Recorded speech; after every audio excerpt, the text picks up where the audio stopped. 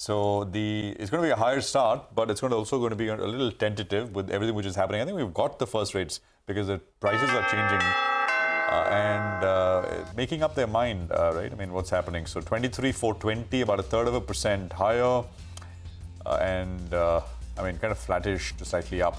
The bias is up. Nifty Bank is up about 1/3%, 49,500 or so is where we are at. The Sensex is now flattish as well. The mid-cap index has slipped into the red, but again, it's not got very much on it. So about 90 points lower on the Nifty mid-cap index. Look at the Nifty heat map. Most stocks, about 40-odd names, are higher. So predominantly, the tinge is green, although it may not be by very much if you look at individual names and how much they're doing on the upside. But lots of other stocks in the broader market, etc., as well in focus. Surabhi. Okay, let's start with the big news maker. Zomato is down 8.5% at the open. There are a lot of target price cuts that have come in. But for me, the CLSA call stood out. They are still at 400 on the stock, and they're saying that while they've cut some of the estimates, but they're overall looking at the better GOV as the glass half full rather than half empty. Anyway, the market's big debate is on this one. 8%. It's the stock of the morning.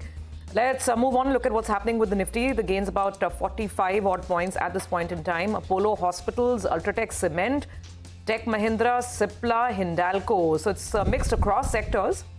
There's some buying on tech. TCS is up about 0.5% as well. There's Eicher Motors, there's Lever, there's ITC. So it's all over the place.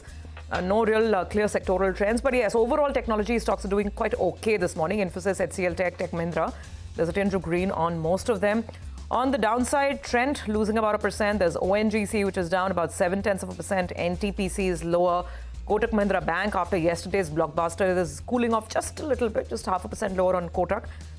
Let's see what Wipro is doing, considering Wipro had a great day yesterday. Wipro is building on those gains, about 1% higher on Wipro. So not too bad. But yes, the mid-cap index has already slipped into negative territory, about 0.2% lower.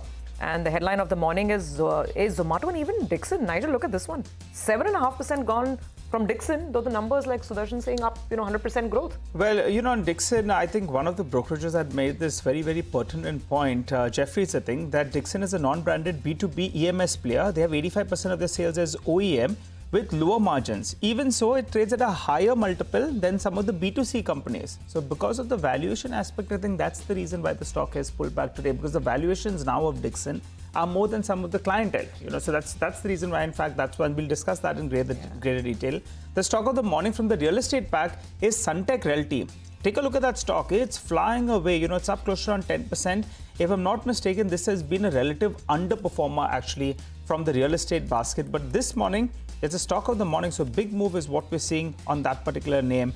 AGI Greenpack, that's another stock that's opened up with a gain of close to around 6%. I'm not sure whether or not we have some news flow on that one. I think it came out of that set of numbers. So AGI Greenpack is another one that's opened up well in the green. Zomato, the low of the day, it's around 218. Now that's very, very important that it defends that mark. Otherwise, we could see a further slide. As of now, it's at around 220 rupees. Newgen Software is down close to around 5%. So that stock as well is pulling back. And Oberoi Realty, it's at the opposite end of the spectrum. So Oberoi Realty, that's been an outperformer, that's pulled back close to 5%. While Sunteck Realty, that's been an underperformer, that's up close to around 10%. Prashant. Well, you got 50 points now on the Nifty, just to kind of summarize the action. But this is the initial first couple of minutes of trade and how we are starting the day.